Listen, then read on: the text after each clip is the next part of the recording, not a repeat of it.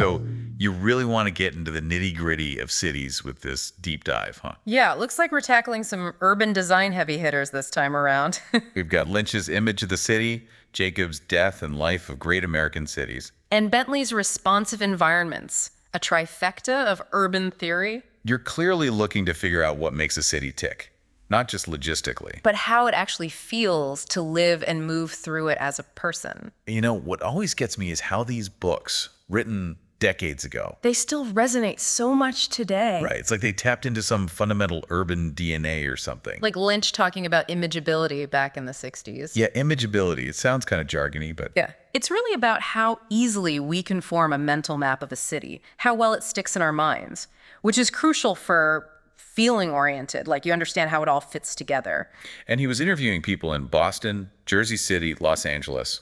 Imagine asking them to draw maps from memory No Google Maps, no GPS, just mental snapshots of landmarks and streets. or be completely turned around. yeah. So how did he break it down? What makes a city imageable? He identified a few key elements, landmarks, those distinct points of reference, like Empire State Building. exactly. Then you've got paths, the streets and routes we travel, and edges, the boundaries that kind of define different areas, like a park or a waterfront. Okay, so landmarks, paths, edges.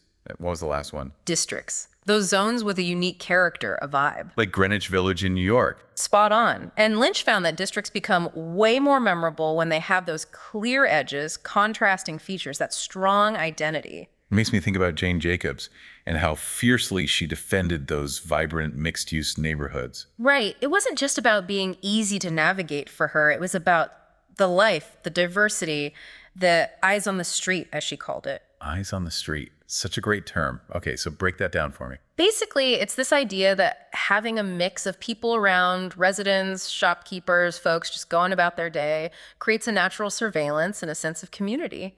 You know, you're more likely to look out for each other. It's that sense of like we're all in this together. Precisely. And Jacob, she was really fearless in calling out what she saw as hurting that vibrancy. Like those huge urban renewal projects, she really went after those. Wasn't she particularly critical of what happened to Greenwich Village? Oh, absolutely. She argued that by bulldozing those small, varied streets and replacing them with these big, sterile buildings, It's like they were trying to make cities too perfect, too uniform. and in doing so, they actually eroded the very social fabric they were supposed to be improving. Like they forgot that cities are ultimately for people. Exactly. And Jacobs really believed that this whole eyes on the street thing, that natural flow of life and interaction, is what truly makes a city thrive. So it's about more than just those big iconic structures, right? It's about those small, everyday moments, the human scale interactions that make a city feel real. You got it. And those interactions, they're often shaped by the way a city is designed. Even something like the street layout can make a huge difference. Like Jacobs and her love for short blocks and interconnected streets. Yeah. And Bentley picks up on that in responsive environments. He calls it permeability, this idea that people should be able to move freely through spaces. Permeability, huh? Sounds like we're talking about cell membranes in biology class. Well, it's a similar idea, but applied to urban design. It's about having multiple paths and connections so people can move physically and visually through a space. So it's about choice, right? Having options for how you experience a city. Exactly. And that choice can make a huge difference in how we experience a city. Think about a traditional street grid versus, say, a suburb with lots of cul-de-sacs. Okay, I'm picturing it. In a well-connected grid, you can see where you're going, you can take different routes, there's a sense of flow. But in a maze of cul-de-sacs, you're often limited to a single path, kind of hidden away, isolated. It's funny how those little design choices can have such a big impact. They really do. And this goes back to Lynch's ideas about mental maps. If a city is designed in a way that's easy to navigate, with clear landmarks and connections, it becomes much easier to build that mental map in your head. So we don't just become totally reliant on Google Maps to tell us where to go. We can actually start to understand a city's layout, maybe discover some hidden spots along the way. Exactly. And that kind of exploration is way more likely to lead you to those eyes on the street moments, those vibrant street scenes that Jacobs loved. It's like you become an active participant in the urban ecosystem instead of just this passive observer. Exactly. And there's another concept Bentley brings up that I think is really interesting, robustness. Robustness. So we're talking about buildings that can withstand an earthquake. Well, it's related to that, but it's even broader.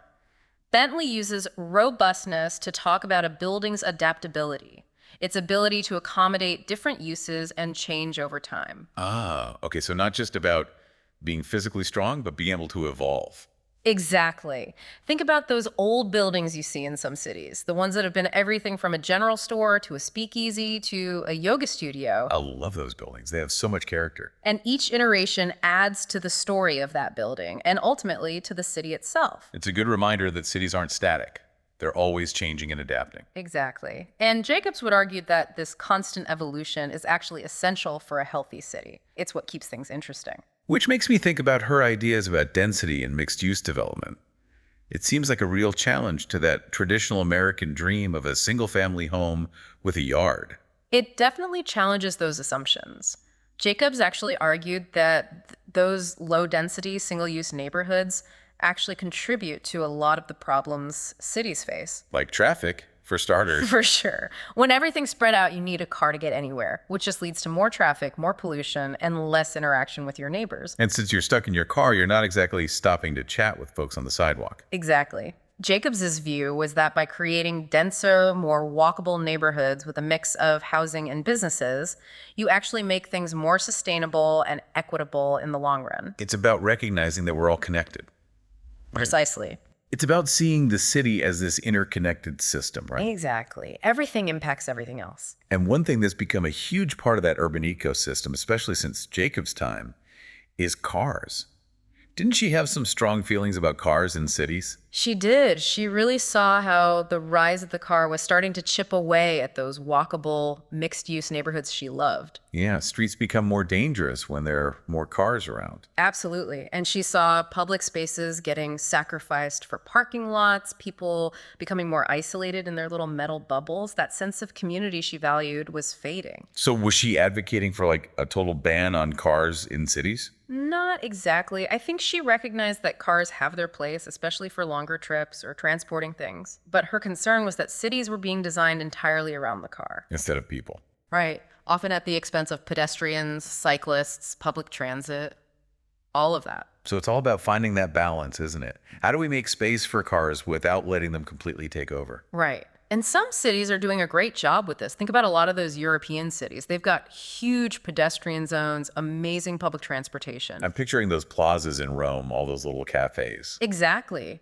They've shown it's totally possible to have these lively, livable city centers where cars take a back seat. And even here in the US, some cities are trying out congestion pricing, to discourage driving in busy areas, or they're designing streets that are shared by cars, bikes, pedestrians. It's about reclaiming those spaces, making them work for everyone. What I find fascinating is that making things better for pedestrians and cyclists, it often improves things for drivers too. Totally. Less traffic, easier to find parking, and think about the environmental impact. Cleaner air, less pollution. It's a win-win. It's funny though, we're so used to just hopping in our cars, we forget how enjoyable those simpler ways of getting around can be. Right. Walking, biking, even just sitting on a bench, people watching. Jacobs would call those sidewalk contacts. Exactly. Those little unplanned moments of connection, just bumping into people, striking up conversations. You're not going to get that when you're zooming by in your car. It's like that saying, the shortest distance between two people is a conversation. And those conversations, those connections, they're the heart of a city. They really are. So as we think about the cities of the future, it seems like we need to shift away from this car-centric mindset. Absolutely. We need to get back to designing cities on a human scale. Cities that are efficient, yes, but also beautiful, inspiring. Cities that put people first. Exactly. Cities that make us want to slow down, connect with each other, and really savor the experience of urban life. And as we navigate our own urban journeys, it's helpful to remember the insights of Lynch, Jacobs, Bentley. Right. Pay attention to the details, those things that make a city memorable. Explore those side streets. Look out for those sidewalk contacts. Because ultimately, we all have a say in shaping the cities we want to live in. We do. It's up to all of us to create cities that are vibrant, equitable, and truly fulfilling for everyone.